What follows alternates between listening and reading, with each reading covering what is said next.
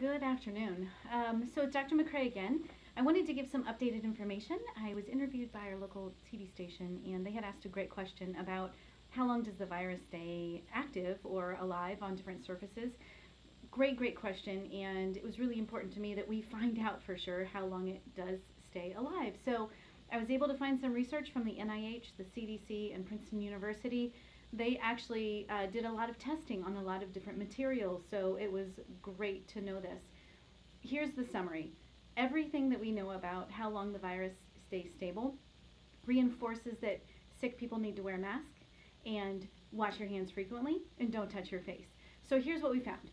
Aerosolized particles. So when you cough or sneeze, the first thing is it can travel about 10 feet before those aerosolized particles actually land. Knowing that, those particles can actually stay, or the virus can stay alive on those particles for 2 to 3 hours. So the crucial thing, if you're coughing or sneezing, do it in your elbow, wear a mask if you're sick. We want to make sure that people are not touching those little aerosolized particles.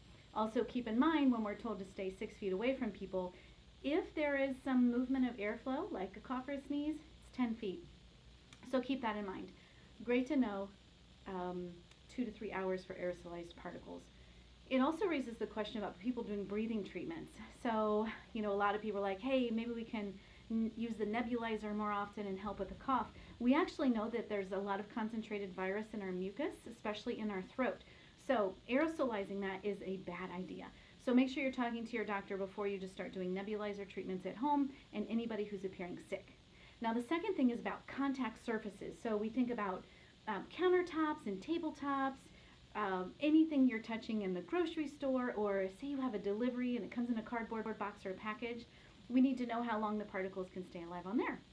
Well, the virus can actually stay alive on plastic for up to 3 days. So plastic and stainless steel are actually the longest viable surfaces for the virus. So 3 days for those surfaces. We know that cardboard is 24 hours, and we have up to 12 hours for other types of surfaces. So it's just really important. We know that the best thing you can do is wash your hands. So when you go get groceries and you bring them in your home, wash your hands. Before you prepare a meal, wash your hands. Before you eat, wash your hands. So washing your hands is just critical because we know that we can't just go without touching things for 3 days. So basically this all boils down to the particles survive for a long time.